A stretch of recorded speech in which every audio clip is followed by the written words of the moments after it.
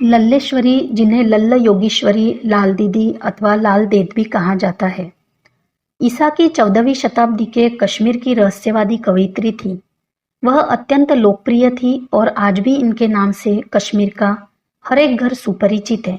अपने देशवासियों की उच्चाकांक्षाओं की मूर्ति यह कवयित्री तत्कालीन कश्मीर में प्रचलित भावात्मक शैव मत की सर्वश्रेष्ठ व्याख्याता भी रही थी।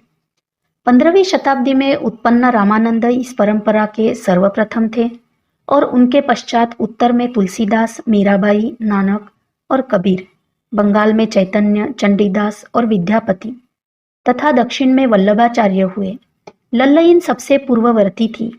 यद्यपि यह नहीं कहा जा सकता कि उनका प्रभाव कश्मीर से बाहर व्याप्त था अथवा नहीं। तो चलिए आज हम देवी लल्लेश्वरी जी के जीवन चरित्र को श्रवण करते हैं। लल्ल का जन्म कश्मीर से 4 मील दूर दक्षिण दिशा में पादरेठन नामक गांव में एक कश्मीरी पंडित परिवार में संभवतः सन 1320 ईस्वी सन के आसपास हुआ था। उनके जन्म से संबंधित एक अद्भुत आख्यान लोक प्रचलित है। ऐसा प्रतीत होता है कि अपने पूर्व जन्म में भी वे कश्मीर के एक परिवार में स्त्री के रूप में पैदा हुई थी और पादरेठन के ही किसी पुरुष से उनका विवाह हुआ था। इस पुरुष से उस जन्म में उन्हें एक पुत्र भी हुआ था। पुत्र जन्मोत्सव के 11वें दिन पश्चात जब कुल पुरोहित सिद्ध श्री कंठ जात संस्कार कराने आए तो उन्होंने पुरोहित से पूछा, इस नवजात बालक का मुझसे क्या संबंध है?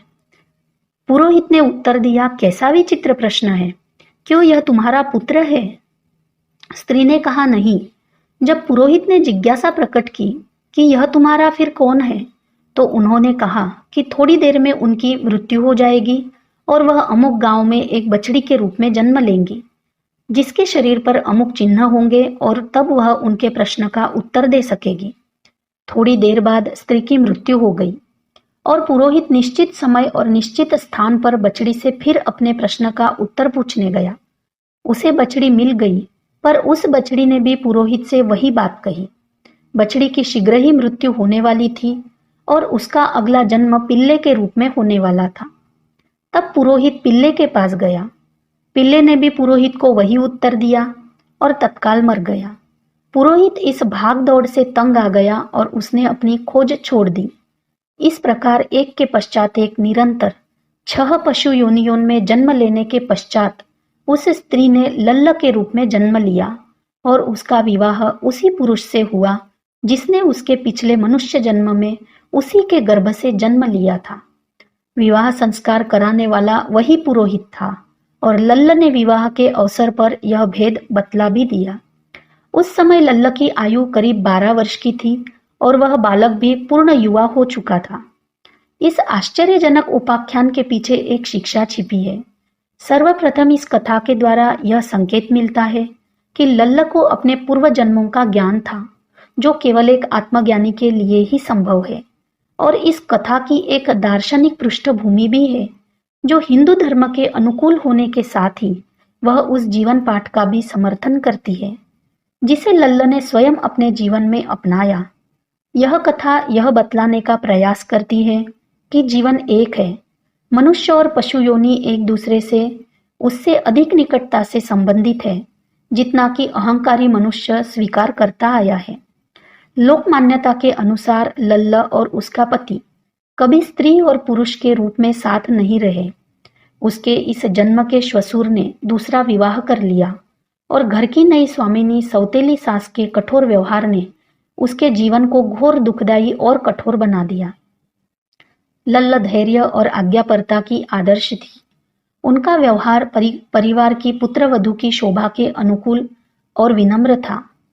अभी भी कश्मीर की बूढ़ी दादियां उन कथाओं और आख्यायिकाओं को सुनाते नहीं अगाती जिनमें बताया गया है कि किस प्रकार लल्ल ने अपने भाग्य के सामने शांत भाव से समर्पण किया और कभी शिकायत नहीं की। यह ठीक प्रकार से ज्ञात नहीं कि परमात्मा की खोज उन्होंने कब आरंभ की, लेकिन हम कल्पना कर सकते हैं कि यह उनकी जन्मजात प्रवृत्ति रही होगी। विवाह और घरेलू जीवन के प्रति जो कुछ झुकाव उनके मन में रहा भी होगा, वह उनकी सौतेली सास के क्रूर व्यवहार और पति की उपेक्षा से आरंभ में वही दब गया होगा। एक बार जब उनके श्वशुर ने देखा कि लल्ल को अपर्याप्त भोजन दिया जा रहा है, थाली में गोल पत्थर के ऊपर चावल की केवल एक हल्की सी परत थी, तो उन्होंने हस्तक्षेप करना चाहा, पर परिणाम यह हुआ कि सौतेली सास का शासन लल्लेश्वरी पर और भी कठोर हो गया। कहा जाता है कि वह घर में 12 वर्ष रही। अगर उनका विवाह 12 वर्ष की अवस्था में हुआ था, तो उस समय वह युवती ही रही होगी जब उन्होंने धर्म के प्रति अपने अनुराग और श्वशुरालय के क्रूर व्यवहार के कारण घर छोड़ा था और सेदवायु नामक एक प्रसिद्ध शैव संत की शिष्या बन गई थी।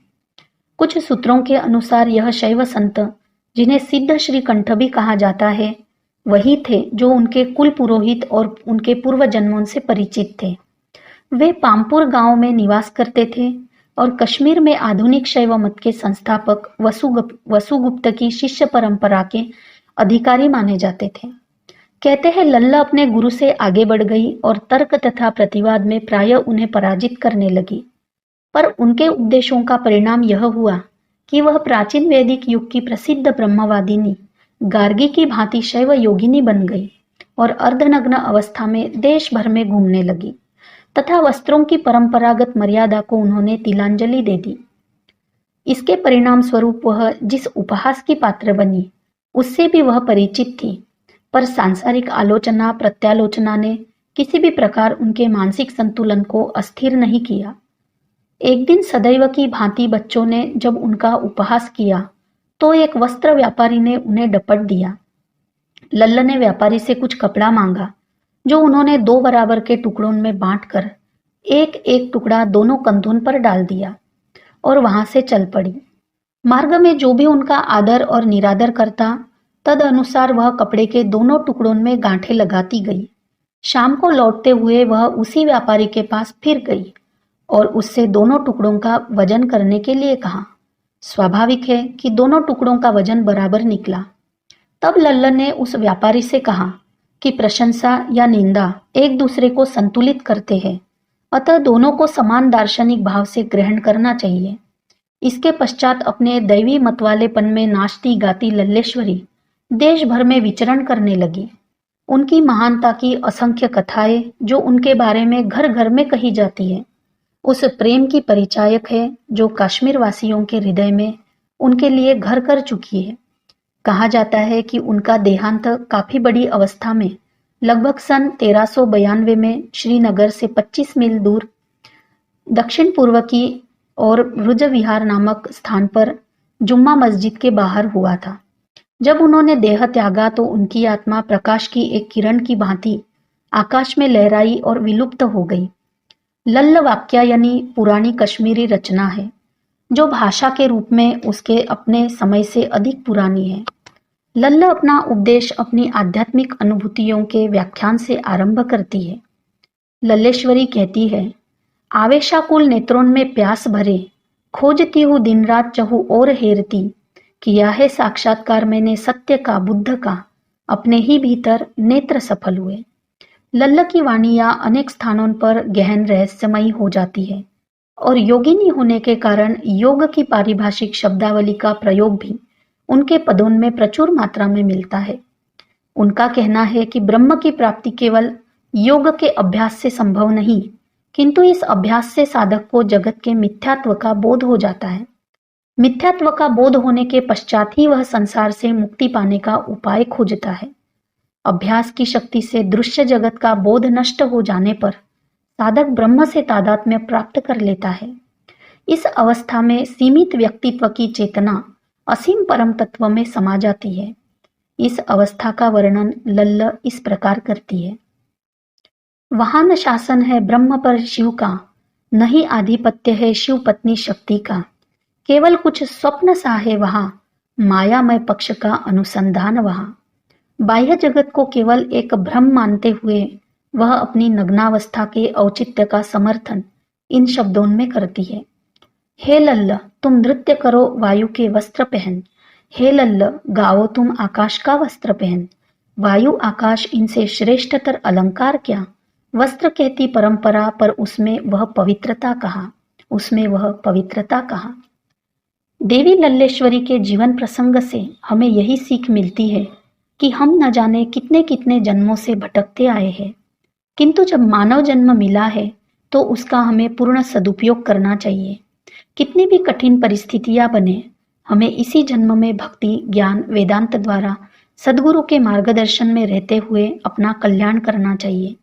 जिस प्रकार लल्लेश्वरी ने 6 पशु योनियों में जन्म लेने के पश्चात भी अपना कल्याण किया, स्व को पहचाना, हमारे जीवन में भी कई बाधाएं, कठिनाइयां आती है, लेकिन हमें उसका धैर्यपूर्वक सामना करते हुए उस निर्विकार अवस्था तक पहुंचने का निरंतर अभ्यास करते रहना चाहिए।